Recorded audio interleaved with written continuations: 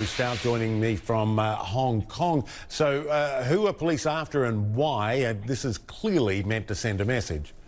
Yeah, a very big message, Michael. Hong Kong police are reportedly seeking the arrest of 6 pro-democracy activists who have fled the city. State-run CCTV is reporting that they are wanted for breaching the national security law, namely for inciting secession or colluding with foreign forces. Under the new law, these are very serious crimes. If found guilty, they could face up to life in prison. Now, CNN has reached out to Hong Kong police for comment, and they refuse to comment. Now, one of the 6 is Nathan Law, the high-profile pro-democracy activist and former lawmaker. Around the time the national security law came into effect, he fled to the UK, and he provided his response to this development via Twitter. Let's bring up the tweet for you. Nathan Law writes this, quote, "My advocacy work overseas is conducted in my own personal capacity without any collaboration with others. Since leaving Hong Kong, I have also stopped contacting members of my family. From now on, I will sever my relationship with them."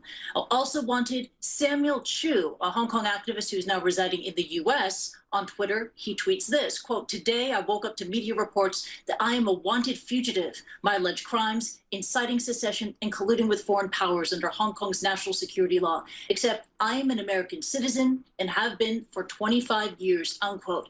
Michael, it has been around 1 month since this new controversial law has been in effect. The national security law criminalizes secession, subversion, terrorism, including with foreign forces. It applies to anyone, even if they're outside of Hong Kong, even if they're not a Hong Kong permanent resident. Critics say it undermines Hong Kong's autonomy and its freedoms. Supporters say it brings stability to Hong Kong and fills a legal loophole." Now, in response, several countries have suspended their extradition treaties with Hong Kong, including the UK, Australia, and most recently Germany, potentially providing a safeguard for these exiled activists now wanted by Hong Kong police. Michael.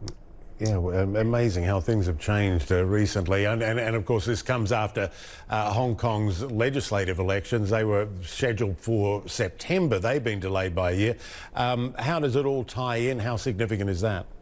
Yeah, and this development we just learned last night from Hong Kong's top leader, Carrie Lam, who announced that the Legislative Council elections due to take place in September have been postponed for a month. She cited the pandemic, saying that she had to make the move to protect public health, people's lives, also to protect the fairness of the election. She added that Beijing supports the move, but critics say this is a move to stifle the opposition, and it's a symbol of Beijing's tightening grip on the city. I should also add that the government had already disqualified a dozen opposition candidates, so their hopes of being able to have a showing, to have some sort of political presence as a result of the election, those hopes have been dashed. Michael.